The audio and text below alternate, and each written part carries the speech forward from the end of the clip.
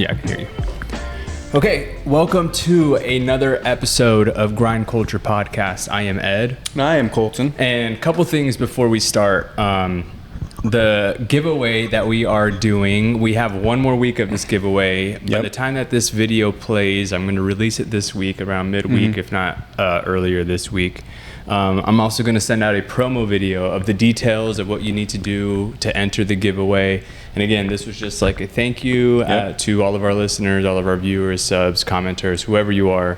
Just a thank you and something to give back to you. And we'll try to do more of this as time goes. But for now, we want to give you some of our delicious coffee, whatever coffee that we offer, we can give you. So details coming soon on that. And so far, there's probably only a handful of people that have entered. So if you're listening and haven't entered, there's a very good chance you can win some coffee. So all it takes is not being lazy and clicking a few buttons. So. Yeah, absolutely. And then there's people that I don't know. I don't know if you know, but I guess we'll gather up and see who the lucky winners will be. Heck yeah. Secondly, we have a special guest next to us. If you haven't already noticed, this is Gavin, who we talked about so many times on the podcast. Our roaster Gavin. Our roaster Gavin. Yeah, that's me. That is Gavin. And we talk about you all the time because one, you're the roaster of the shop, and we talk about the shop sometimes. We talk about you and Nate and everybody else that we work with, DJ, and your name has come up a lot because I don't know if I've told you this, but sometimes I don't make fun of this, but I say this because one, I like to say it as a joke, but I also think it's true. And I say, you're the backbone of TCR because you're roasting. Without roasting, we have nothing really. Yeah, I mean, I guess that's right. Would you agree with that? Yeah, I mean, if coffee doesn't get roasted, can't pack anything. Yeah, nothing happens. We're at a standstill. So for anybody that doesn't know, my boss, Brian, taught me how to roast, and then I taught a few people how to roast. I even taught you how to roast a little bit before you jumped into your new job. And now Gavin's up, and he's full-time roasting and killing it. Yeah, I'd say killing it. I mean, we'll get to all the details of what you recently did at Coffee Fest and before and after, and what your aspirations are. But what I want to kind of mention is Gavin, I think, was the perfect candidate to be a full-time roaster for us because I know how to roast. Nate knows how to roast. DJ knows how to roast. A couple people that we had before that left us knew how to roast. Right. But Gavin, one, he's the perfect height for our roaster. Two, that thing's tall. Yeah, it's great. You don't need the stepping stool. Two, he actually appreciates the science and the effort that goes behind roasting. At least in my eyes, it seems that way. So I think, I don't know, you just seem like you were brought in here for a purpose, and you were put into the position that you're in for a reason, and I don't know, it just seems like it fits you well. Would you agree with that? Yeah, I'd agree with that. Yeah. I wanted to roast since seeing the job listing online. I saw it and I was like, I think Brian included in there like potential to learn roasting. And I thought that was perfect. Yeah, exactly the right time to see that. What was your knowledge about roasting before you started working here? Zero. So what? Well, okay, yeah, keep going. Zero is a little bit of a hyperbole. I mean, I knew that it went into a machine that looked like this, and I knew that coffee spun around for a while, and then eventually you let it out into a cooling tray. But that was about it. That's more than most people. Yeah, more than me, definitely.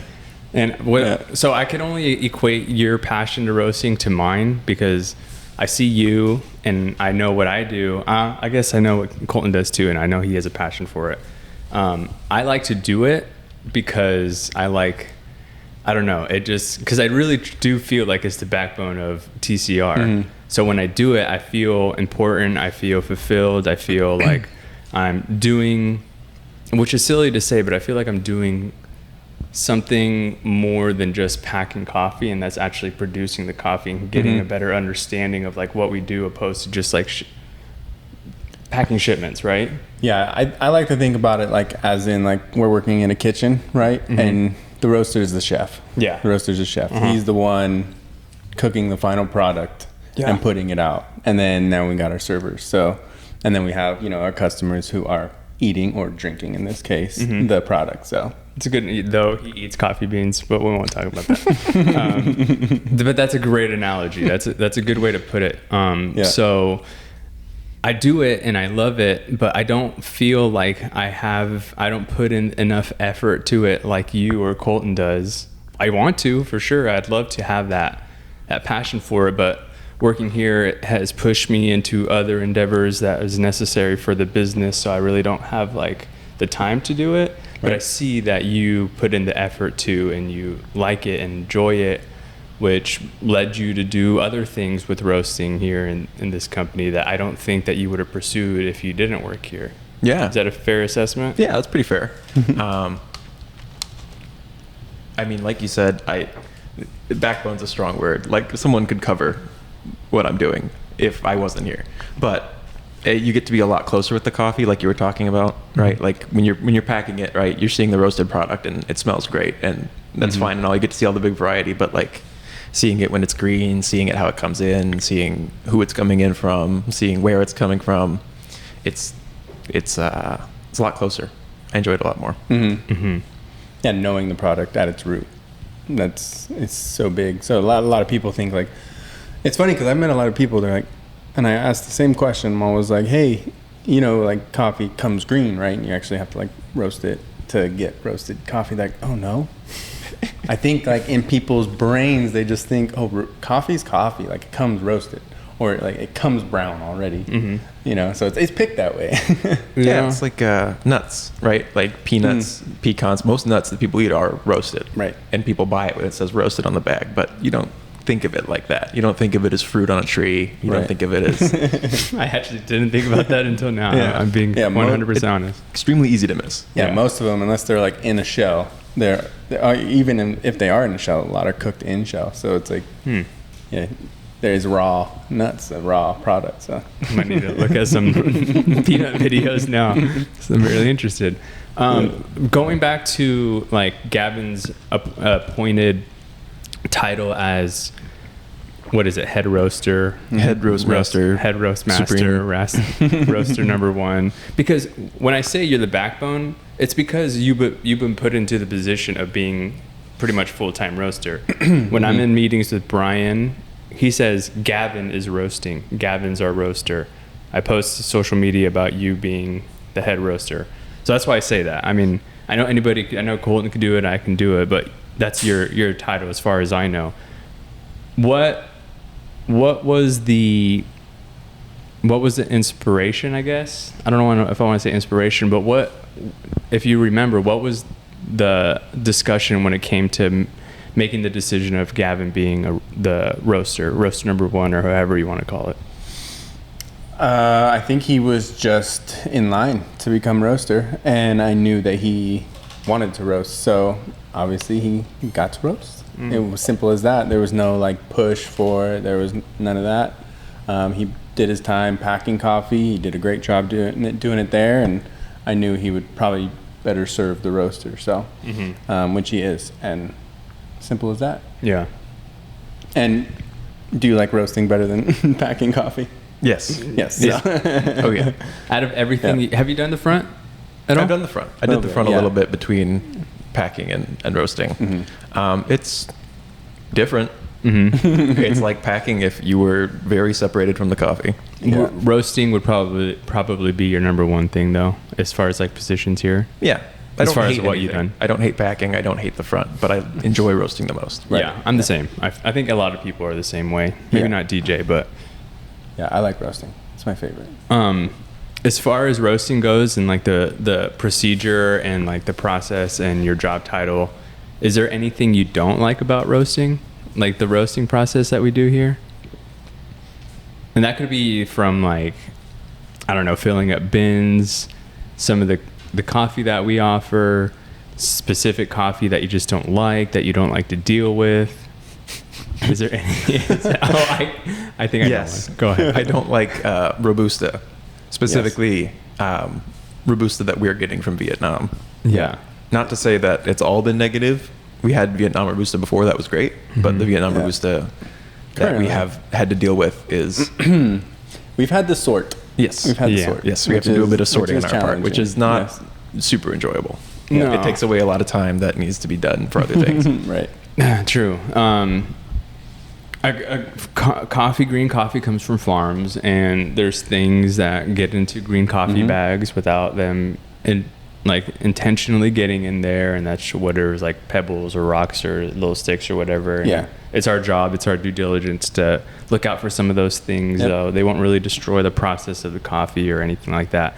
No. But I think that's what you're talking about, right? Is just some lots have more of those things than others, and this specific lot that you're working with is been a pain in the butt. Yeah, I mean, there's been things in coffee before in the past, right? Like rocks is a known issue with coffee. It gets in there, it comes in here, and we sort it out. Right. It's just that this specific lot has needed more sorting than other lots.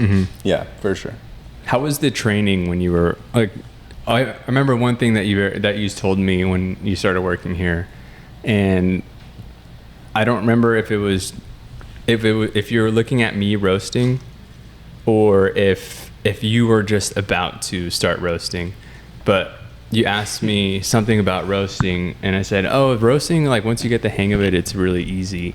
But you told me that it looks intimidating at first, like when you don't know what roasting is, or you don't haven't been around a roaster. When you see a roaster, it looks intimidating. And I thought the same thing at first too. I was like, "Oh, I don't want to deal with 400-degree temperature machine and putting a good amount of coffee in there, and then making sure that it's cracked at the certain time or output certain times and certain temperatures." And it beeps at you. It beeps at you. Dealing with hot fire. There's a lot of smoke. Yeah, exactly. And Gavin is the first one to jump on the 15 first. Yeah. Everybody else learned on the 10. So he's actually the first one to learn on the big boy. And that was actually something, I was scared of the 10 when I jumped on it. Really? So Yeah, me I can too. only imagine this guy. Yeah, me too. Exactly how I felt, and I didn't really think about it until you told me. I was like, "Oh yeah, it looks intimidating." How long did it take you from when you started roasting to when you felt really comfortable and like, "Oh no, this is kind of like a simple thing," so long that you know how to do it and do it safely? I would say maybe like a month or two. Definitely, since we have so many coffees and every coffee is getting dropped at a different temperature. There's a lot of keeping that list in your head of what's in there, what's up next. When do I need? How much time do I have away from this? When do I need to come back to this?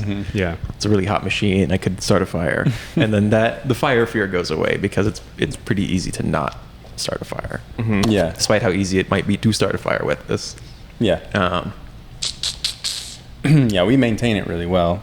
We keep track really well, and we're present. We got a lot of bodies, so it's safe. What about cleaning it? Do you like cleaning it? I do enjoy cleaning it. Okay. Most of the time. I weirdly do too, especially when we get to take off the motor and stuff like that, just learning about it and making it all nice again. Yeah. Yeah. The lack of height and the lack of reach that I have doesn't really allow me to enjoy cleaning it. I can see how you like cleaning it, because there's times where oh yeah, this is kind of therapeutic in a way. You're cleaning your machine that you've been working on, you're working all day on, and all week on in your case. But yeah, cleaning it for me just is such a pain in the butt, just because I don't have the height and I'm such at a disadvantage. It's God, my shoulders are blasted out. That is intimidating, I think. Yeah. If you don't know how to clean, even if you've been roasting and you haven't even cleaned it yet, in my case, there was, when I first started, I didn't get to clean the machine until maybe I don't know, 3 or 4 months after I started roasting. Oh yeah, because I was always you were always on it on Thursdays. Yeah. So the time that I was actually about to clean it, I was like, "Oh, I don't know what to do. How do I clean this properly? I don't want to mess it up." I think I was more scared to clean it than I was to actually use it. That's funny. As weird as that sounds. Yeah, because you can clean it wrong. You mess something up. Yeah. Have you ever tried your? Oh, I kind of want to get into what we did this past or 2 weeks ago, I think it was now. Eventually, but I just kind of wanted to get into your head about roasting in general and like what you do here and like just your thoughts of like the roasting world or like your position in the roasting world, because you're getting in there whether you think you're not or you're in it, man. You're in it. So would you ever try your hand at roasting at home, or do you roast at home now? Because I know Nate sometimes does. Have you ever had like the ambition or passion to do that, or the idea to? So I want to. The limiting factor up until now has been living situation. Oh, right. I was in an apartment for a while, and that's not going to happen. like unless I was venting it out a window and just waiting for a complaint. Like that's not going to work out. And then from the apartment, we, me and my partner Jem have been very lucky to be in a situation where we can afford to buy a house. And in the process of moving into that house, we have moved out of our apartment and into a trailer on a campground. That situation's ending soon, but similar. Campground, I'm still really close to people, and like coffee roasting here, it's not as bad, right? Because everything all the smoke that's generated is sent up through these tubes. But at home roasting, you get a lot of smoke, right? You get a lot of smoke smell, and it starts to smell like fire. And if you're around people that don't know you're roasting coffee, you can get a lot of phone calls. So it's definitely something I am going to do in the future. At the house that you're going to move into? Yes. This has been a discussion between you and your partner, Jem. I have said that I want to since I started working here. Yep. And so it's known. It is A-okay. Yeah. What roaster do you have in mind? Ooh, good question. I already know, but tell Dream Machine. Yeah, Dream Machine. Would be an Elio, I think I'm saying that right, Bullet. Yep. Elio Bullet, yeah. And how much does that roast at a time? Like how big is the roasting lot at a time? About a pound, I would say. Oh, okay. Yeah. I think it's it might be a kilogram roaster. It might be 1 kilogram roaster, or it might be slightly under that. Is it 1 kilogram? Yeah, I don't know, but it's sick. It's a really cool roaster. So 1 kilogram in comparison to what this is 15 kilograms behind us. Yeah, so it's a home roaster for sure. What about you? Have you ever had I don't think I've ever asked you if you ever wanted to roast at home. Yeah, it's been actually more current lately, especially since Gavin did the roasting competition that we're going to talk about. But I have a shed out back of my house, and there's nothing in it, and I would love to put a little roaster in there. Yeah, I forgot about that. We'll see though. Roasters are expensive, and who knows, once I actually build a roaster, how much time I'll actually have to actually go do it. And I got to have a reason for it too, other than just making my coffee at home. So, I would have to see. It would have to be a good investment that I could see a return on in my mind. Yeah. But yeah, I would love to. I mean, roasting it's like brewing coffee. It's like a huge passion of mine and hobby, and so it'd be great. We'll see. That is a good point. What would urge you to get a roaster? Would it have to be a business thing, something you're expanding your business with, or is it something is that what you mean, by having a reason to get a roaster? Yeah, because I would want to see somewhat of a return on it, right? Yeah. Because I would want to. The reason why I would have a roaster is so I could buy expensive green coffees that are rare and small lot, and then small lot roast at home, and then really profile it right and learn and have all these crazy coffees that I can offer people. Yeah. And then share those. So I would just have to think about it, but that's way down the road. Kind of like what you've been recently doing here. We were talking a little bit with Cameron about you buying the green from Hasia. Yep. What even entices you to do that? To get those? I forget.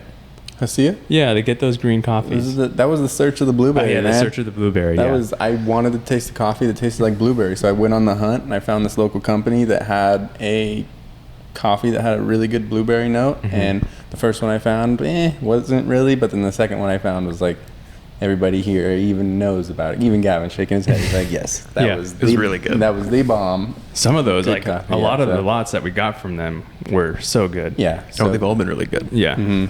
So shout out to them, and we'll talk about them a little bit, or hear more in a little bit. Yeah, so actually might be a perfect time to jump into the competition that Gavin entered.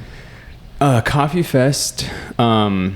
we all went to Coffee Fest. You went with Gavin, and then I went a day later. But you went with Gavin not only to partake in the events of Coffee Fest, but to also join him in something that Gavin, and I'm going to ask you how you even found it or decided to enter it, but Gavin entered a coffee roasting competition through Hasia. Yep. And you joined him, and we'll talk about the results in a second. They're really good, but that's all I'll say about it. So I want you to kind of just, if you can, tell us like the reasons as to, or how you found it, the reason as to why you wanted to partake in it, and just like the experience that you had with it, experiences that you had with us here, what you had at home, and then the actual event, if you can. Sure. So it started when we were cupping coffee from Haseya. Yep. I don't remember which ones. If I could, that'd be incredible. But we were cupping them. I think towards the end of the cupping, Colton actually mentioned that Haseya had a roasting competition. Oh, okay. And I wasn't immediately like, oh, I'm going to do that. I was just like, oh, that's cool. Yeah. Right. That's interesting. And then a little bit of time passed. I don't remember exactly how long, a couple of days or a week it wasn't long. or so. And then I went to Colton and I was like, oh yeah, I think I'm going to enter that competition. Yeah. Did you look it up or anything? Yeah, or? I looked it up. So they had put out like some blog post or something. I was looking on their website for one of the coffees we had tried. I was looking at how much it was and stuff, and I saw the little blog post about the championship or competition championship something. Yeah. Roasting competition. They had 3 different like tiers in terms of like how much coffee you could get. For example, if I was planning to roast on this thing behind us, I would have had to spend a lot of money on coffee to roast on this thing. But we're lucky to very lucky to have a little sample roaster here, an Akawa Pro 50. And so I decided that I would get the smaller amount. Before I even bought this, I asked Colton, like, hey, could I use this roaster if I join the competition? Because I don't have a home roaster. I would just have to, like, I don't know, have a pan over a fire if I couldn't. But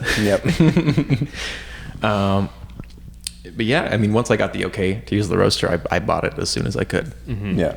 And then I went and picked it up in person and saw their little operation. Yep. Their front room very similar to ours, except long instead of wide. Oh, really? But yeah, I mean, brought it back. Took a couple days to get the. Explain the like. We went through like 3 or 4 different stages. Explain the actual competition. So you researched it. You researched it. Yep. You were like, okay, I want to try. You asked Colton, could I use the Ikawa to roast the coffee? Colton obviously said yes. Colton got excited. Brian got excited. Everybody got excited by the end of it. Yeah. But so what was the competition? Yeah, that's important, probably. Yeah, the rules and everything. So it was the competition was to make a blend out of 3 different coffees. These coffees were mystery coffees at the time. We know what they are now. And once we got them, we had pretty good guesses. But A, B, and C. Yep. The only information we had on them was density and altitude they were grown. Yep. Plus whatever you could get from looking at them. Yep. So it was interesting. Yeah. So we did with those 3 coffees, we did a sample roast of a sort of generic profile. I think that generic profile was from Haseya. Yeah, it was just their sample roast. Yeah. And so we sample roasted all 3. We gave them a try. We figured out pretty quickly that A was a Brazilian coffee. Yeah, right. Which makes sense. I work with the Brazilian coffee all day long for our breakfast blend, and it smelled very similar. Right. Coffee B and C were more interesting. Right. Coffee B was really acidic. Like. It's more like the fun, like you could tell it was a honey process because it had that look. You could also tell that they wanted that to come through in the blend. Yeah. Right? Like C was floral. C was floral and beautiful, but like people really want punchy acidic coffee, at least in like the world of like Haseya and the kinds of coffee that they source. Right. And like what they provide to people, that's sort of the fun coffee that the they vibe, like. Yeah, for sure. Although that said, C was my favorite. The floral orange kind of notes in their vanilla was really good. It was creamy. I really liked C, and I really wanted C to come through in the blend. And so that's what we did a couple more rounds of sample roasting. So after that first one, me, Colton, and Brian met up and talked about the coffees. Where Brian gave us maybe like a good starting point for the coffees. 3 good profiles that might match like the processes of each coffee. Yeah. So we tried it again at those. Some improvements. Some coffees were, I think one coffee was slightly worse than when we had originally sample roasted it. Yeah, it was B. Yeah. And so from there, it was pretty much me making adjustments and roasting in between batches on this thing. Roasting right over here where the camera is. The little kawa right next to you. 2 going. It's pretty cool.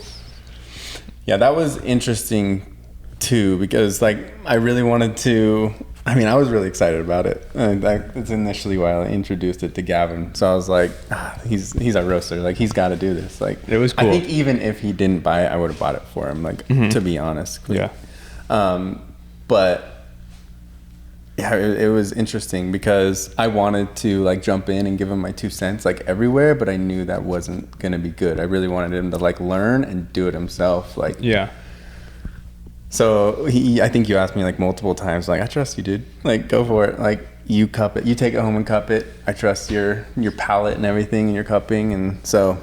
Which was a little scary. Yeah, I was like, okay, but you know, it's my blend, it's my entry, it's got to have my hands on it. Exactly. But I think it turned out really well. It did turn out well. Yeah. We'll give the results here in a second. But I wanted to ask, how long from the time that you got the coffee to the time that you entered the coffee, how long was that process of you kind of like testing the roast and making adjustments and stuff like that? So I'll say the period of time for the competition, not what I spent on it. The period of time for the competition was about a month. Okay. They started on a Friday, I believe, is when they sent that out, and I drove that Saturday to them to pick it up. Yep. Because they were close enough, and I got to try some good coffee shops in the area by driving out to Anaheim. But so we picked it up. It took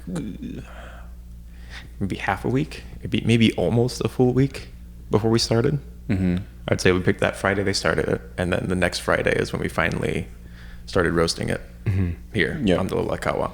And then to give the coffees a fair shake in cupping, we gave them a couple of days to rest. And so it was like roast, a couple of days to rest, sample roast again, couple of days to rest, sample roast again, couple of days to rest. And then that process took place over like the next 2 weeks, I want to say.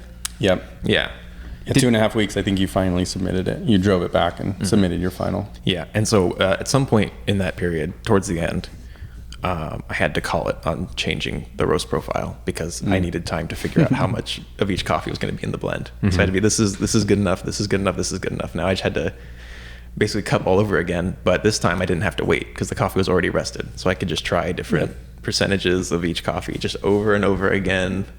I think like one day I did like 8 or 12 cups. So I did like a set of 4, and then I waited. Just at pop. Yeah, I did not spittoon, and then I made another set of 4, and then I washed them, and then I made another set of 4. That's hilarious. Did everybody's excitement around like TCR kind of get you like a little bit pumped or like a little bit more excited of the competition? Or were you like nervous at all? Or yeah, I mean, at first I was like, oh, it's just a thing I'm doing, but then everyone's like, I don't know, everyone's looking forward to it. Right. You know, it's hard not to like get excited yourself. Yeah. I was really excited for you. Like I wasn't obviously part of like the process like Brian or Colton were, and I know they were kind of limited in it, but like who did I say this to? It might have been on like the last podcast, or maybe I was just like talking to you about it separately, but I thought it was cool that like Brian like saw the excitement in it, and he's like, I want Gavin to win this thing, and like Colton saw the excitement in it, and you guys were doing your thing over here, and like it was cool because it seemed like it was more than like something you're doing at work or you're doing for yourself. It just seemed like something like everybody wanted to be part of it, though like not be so intrusive into like the process of it, because we knew it was kind of like your thing, but we were rooting for you, and it was like if Gavin wins, TCR wins. It was like that kind of feel. You know what I mean? Yeah. Like because like we saw the efforts. You're our roaster, and we saw the efforts that you put into it, and I don't know. I was like pretty pumped for you, and I'm sure Colton was too. Yeah, the vibes around the shop were definitely different. Yeah, which was fun. Yeah, that was really fun. it was really Super fun, fun. and like I encourage any team to like do something like that. And obviously, like you don't have to be in the coffee field, but if there's something in your field and like there's another community holding an event like competition or just like a gathering or something, latte art, whatever, kind of like something like that, be part of it. Like do it as a team, because like it's so rewarding to see one of your team members succeed in something that like is kind of representing you as a team. Yeah. Even though like without really intentionally representing them as a team. Like it just seemed cool. Like I just had like that exciting feeling for you. I was like, I really hope that like he does good. Yeah. And I guess we could talk about it. Could you want to tell everybody like how you did in the competition? Like how many people entered? How did you do? And how did they grade it? So we just go through that process. And talk about like the Saturday night too. That too. The build up to it. So I'll start with right before I submitted it. The last day where I had it and I tasted it. And then I tasted it, I think that morning. I made it as a cup of coffee and drank it, and then did the blend here at work, and then tasted it again when I got home because I was like, well, did I make it wrong in the morning? Right. And I thought it was good. Yeah. But I had no point of reference for how I was going to do it, right? And that's part of the fun. Right. Is you're just making the coffee as best you can. You're not comparing it. Right. And so I submitted it. Still no idea how I was going to do. Did you mention what the final product was? Of like what A, B, and C, what was the percentage of each one? The final percentage was 12% A, 30% B, and am I doing the math right? 58% C. Yes. And we don't have to go through the roast, but what did they end up being as far as ABC goes? One, A was Brazil. A was Brazil. Yep. B was a honey processed Colombian coffee. Yes. And C was a washed Ethiopian. Okay. And that was all post roast, correct? Yes, we did post roast blend. So each A, B, and C were roasted with a different profile and then blended together. Okay. Continue. Okay. So I submitted that blend, 58, 30, 12. I always say it backwards because C is my favorite, so I put it first. But we submitted that, and it's kind of just, I wasn't really nervous at that point because the work was done, right? There's nothing else I could do. I couldn't make it any better or worse at that point. It was just there. But then as the date got closer, I kept getting a little bit more nervous, and I was like, oh, I had to stand around all these other roasters and coffee people and sit here and make conversation while they drag this out to announce the winner. But yeah, there's nothing eventful between the actual awards party and submitting the roast, right? It's just waiting. Right. Just anticipatory waiting. But we finally got there. I think it was evening, right? Like 5. It was like 5 to 8. Yeah. So a little later in the day, they were serving the top 5 at the Regent Coffee, Glendale. Glendale, yep. Specifically. Shout out to Regent Coffee. Oh, too. yeah. That was really great. nice space. Really nice space. Really nice cafe. Because we went there the day after. Yep. They were serving the top 5 in little sample cups. Obviously, they didn't have a ton, and obviously, you didn't want to drink a full cup. It was 5 in the evening. But they were serving the top 5, and at that point, I had basically forgotten what my coffee had tasted like. I had a little bit of an idea of what it tasted like, but I was tasting these top 5, and I was like, no, that one's not it, right? Because that one was pretty Brazil heavy, and then no, that one's not it. That one did way different than mine. Yeah. And then one coffee kind of tasted like the one I remember, and that made me really nervous. I was like, oh. That you were top 5? I didn't think I was top 5, but it made me nervous that a coffee resembled what I had submitted. It's like excitement. Yeah. Like nerve-wracking. It was excitement, but like. Yeah. And the reason why they had those 5 coffees out was because not only was it going to be off of the graders top 3, it was the what was it? The People's Choice Award. So that's why they had all the tastings there. So you tasted all of them, and then you wrote down your pick. Oh, okay. Got it. Yeah, and originally they were going to do just prizing for 1st through 3rd, but I think they had enough extra stuff for 1st through 4th, which was also exciting. You're like, oh, one more person gets stuff. And so award party, great. They announced the awards. I did not win. I did not expect to win. Right. And so at that point, I'm like, okay. I was waiting So I for didn't it. win. I was like, he's gonna get it, dude. So I didn't win, and I was like, okay. But I also don't know what I got. And so it's just kind of a weird, again, similar to that period after submitting and then before the party or after the party. After the party was another limbo waiting period of, okay, but how good was my coffee? Oh, I guess I didn't That even was the realize. worst part. I guess Yeah. I didn't That realize was my that. least favorite part. Yeah. Because they didn't tell you at the time that you actually attended the event. Did they tell the top 5 who they were at the event? Yes. Yes. Oh, okay. Yeah, because they had to give them their prizes. Oh, yeah, duh. So they announced the top 5.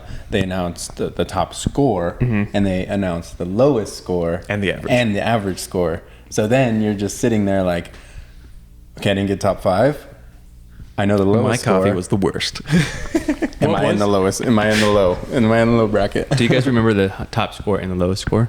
Top score was 86 point something. Okay. Bottom score was 58. 59 or 56. Okay, well, that's a pretty one of big those two. two. It was big. That's a It was- big It gap. was wide. Wide Yeah. range. And Yeah. there was also a wide range of roasters. There were home roasters all the way up to professional roasters. And the amount of roasters About submitted? 70. Okay. 70 total. They had about 100 submissions open. They ran that period and 70 entries. Yep. Some were late. And then what happened?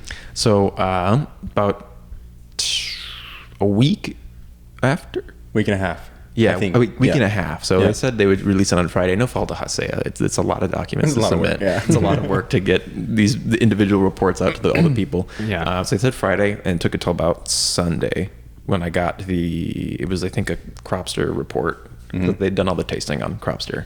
Yep. I got the report back. And it is a very complicated looking report if you've never seen one before. So I first got it and was looking at it in the email and I said, I don't know what this means. Because I was out with my family. Visiting my parents. We were in a shopping center. So I'm just like browsing it while walking and I can't make any sense of it. And I go, okay, I'm going to look at this later. Yeah. And so, Charts and numbers and names and Yeah. notes and we got back to my parents' house and I printed it out so I could just look at it. Yeah. And I saw that the score was a lot higher than I thought it was going to be. The average, my final score was 81.33. Oh.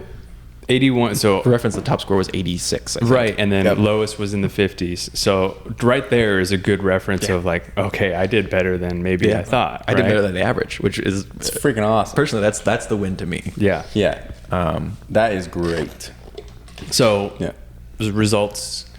You had 2 results on the paper, right? Or Yes. like 2 rounds, I guess. Yes. Is that how it So went? 3 rounds, right?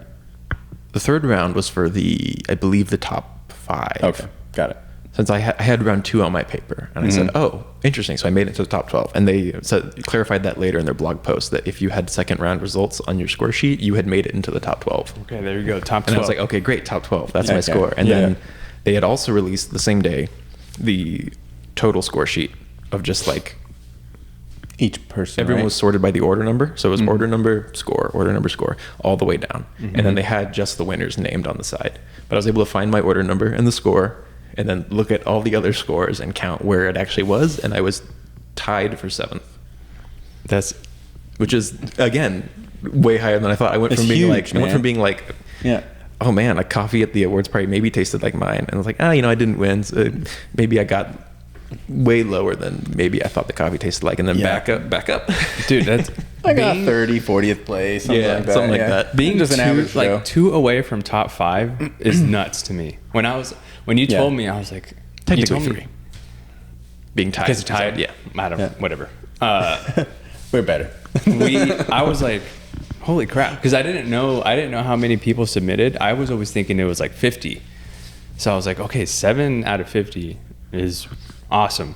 And he told me it was like almost a 70.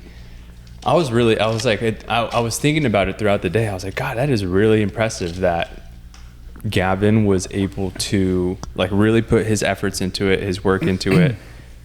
I mean, obviously your palate has, I don't know if it's gotten matured Yep. throughout like you working here. I don't know. I don't really know. I was going to ask it like your prior experiences with like coffee tasting and like coffee profiles and stuff. But nonetheless, you put in the effort, you used your palate, you used your senses, and you submitted something you worked hard at. Are you proud? I mean, obviously you're proud of the results. Yeah. Getting 7 out of 70, let's say. I mean, what was like your initial reaction, like your feeling towards it when you like saw that? I have this sort of thing where when something good happens, I don't react to it immediately. Like it takes like an hour or something. After something good happens to me, it takes like an hour for me to get like happy, giddy about it. Yeah. And that's how it was. I was like, oh, I got 7th, cool. And I sat down, and then I was like, 7th, dude. yeah, I got 7th. Like an hour later, just on the couch, and no one's around. That's cool, dude. What did you tell Jem immediately? Yeah, so Jem was there. Okay. When I got the email, and I was like, I don't know what this means, and she was there when I printed it out. Yeah. And what was her reaction? Yeah, she was super excited. I bet. It's always hard to reflect that when I'm like still in that initial phase of like just processing it, and I'm like, yeah. It's like, yeah. It's a big deal, man. It is a big deal. What was your reaction when you heard it? He told me I was stoked. I like told my wife immediately. I was like, so did I. dang, we freaking Gavin got 7th place. I was like, it's awesome. I even texted Luke. He was one of my friends that actually joined us on that Saturday night. He went to the coffee shop with us. Told him. He was like super stoked. I told Cameron. I was like, dude, we got Gavin got 7th place. I was like so awesome, and it's just a big deal. And then I even told Brian. I was like, you'll never guess. I was like, Gavin got 7th place in the tournament. He's like, for real? I was like, yeah. He's like, that's a pretty big deal, isn't it? I was like, yeah. I was like, that's pretty awesome. That is a big deal. Seems like we know what we all doing, right? And he's like, yeah. So yeah, I think again, like when you see like everybody was like backing you up and everybody was excited. I don't know if you like knew how excited we were for you, but I also told my wife, I was like, oh, I got to tell Lindsay like immediately, that, like, because she knows. I don't want to say like a lot about like work, but when something goes on like this, I tell her, and she appreciates that I tell her because I don't tell her a lot. And she knows you because we share a birthday. I was like, oh yeah, Gavin, October 7th, that's her birthday. And she knows you because I talk about that, and I talk about you being a roaster, blah, blah, blah. But I mentioned that. I was like, oh yeah, Gavin's entering this competition, the Cots Around Coffee Fest. And so she knew the buildup. So like, she only met you a handful of times, and she got excited for you. She's like, that's really cool that you got 7th out of 70, because I don't know. I thought it was just a team win, even though like I really had nothing to do with it. I mean, you all had something to do with it, right? Like I wouldn't have entered if I hadn't started working here. I wouldn't have entered if I hadn't started roasting coffee. I wouldn't have entered if I hadn't met any of you, right? So I mean, you're all involved in it, whether how directly you feel or not. Yeah. Well, that's cool to hear. So like you said, team effort, man. Yeah, it's a team effort. It was Team cool. effort. And shout out to Hasea. Sorry if I'm butchering your name. Shout out to you guys for actually doing the competition. Do you know how long they've been doing this competition for? Did they say? This was the first one. Holy mackerel! This is the inaugural. That's the word, competition. So they plan on doing it. From the conversation I had with Luke, they plan on doing it every year. Okay.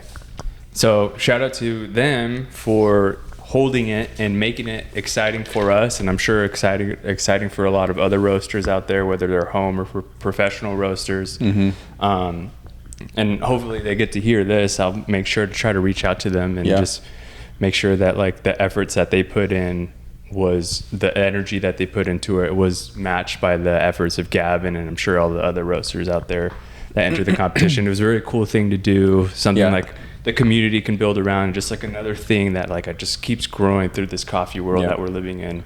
I'm sure you guys got to meet some people there at the competition.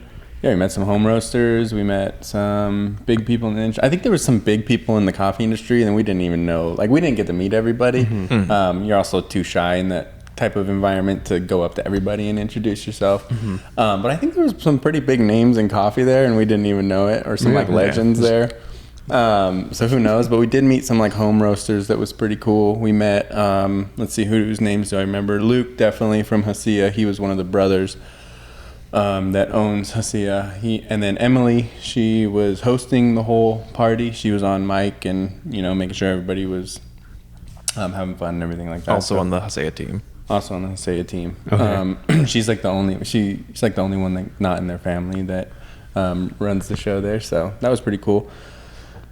And then I met like the owner of Regent, the coffee shop that we were at. I don't remember anybody else's name, honestly. I believe a micro roaster named Chris I talked to for a while. Okay. I didn't get any more information on that though. Yeah, I think he was like a local roaster. Local to LA. Mm-hmm. Yeah, well, again, like I've always mentioned it. Coffee community around not only the LA area, but our area, Riverside area, and even like San Diego area, because we've been around that area too.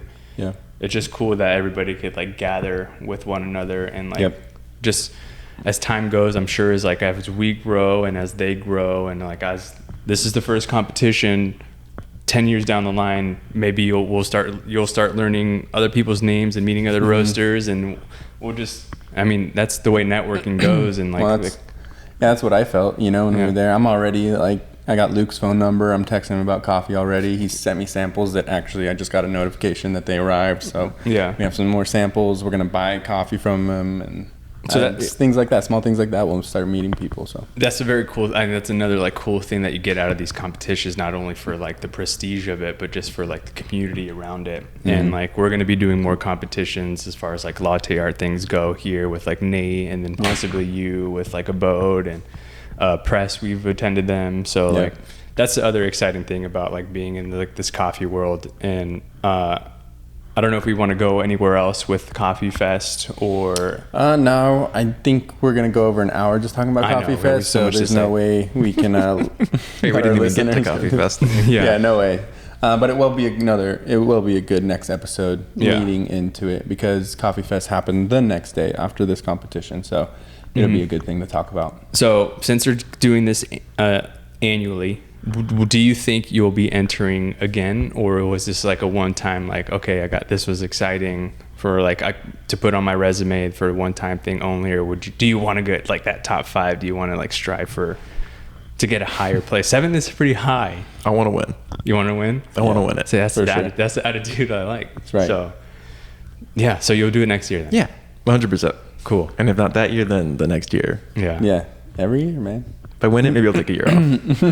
Yeah, they just let somebody else sit on the throne for a while. Yeah. Well, that's cool. So we have that to look forward to, I guess, in a year. Yeah, heck yeah. And I mean, in the meantime, we'll probably just be getting better at roasting, learning coffee better. I feel like we're in a really good spot, obviously, because I mean, from our palate to our coffee knowledge, I mean, even our coffee knowledge alone, most of us knew what the coffees kind of were. But we didn't mention, like, I'm gonna boast a little bit. I guessed like what the coffees were, even almost down to the origin. I was like barely off on one of the origins. So, but I knew the processes and all those things, and that was really cool. So, yeah, I'm excited not only for competition, maybe stuff that we get to do. Hopefully, that's not like the only competition thing out there. Hopefully, we're able to like find more, but hopefully, we're able to kind of pick in that market just for like hobby-ish type stuff, and then not only that, but that builds up TCR as well and our team, and gets people more excited, and that's where I see the future. So man, it's again, one last time, it was an awesome team, awesome thing for like for us in general. And good job, Gavin. Like you really, like, for the first time doing anything outside of this place, and competition wise and everything, you did great. And I mean, me, Ed, everybody, we're proud of you for doing it and taking the leap to actually be like, you know what, I'm going to do this. Well, and thanks for being a part of it. And you did it well. Yeah, for sure. Thank you. So that was Gavin's experience with the Hacia roasting competition, and like Colton said, we'll talk more about Coffee Fest because we both attended, and we have probably a lot to say about that, and the coffee shops that we visited, some great coffee shops that I visited, as well as Colton and Gavin did. So tune in next episode, I'm sure, for that. We'll probably discuss that. But until then, don't forget, I will be sending out the giveaway reminder here soon. And thank you for listening. Thank you for commenting, subbing, however you're listening. We appreciate you. Peace.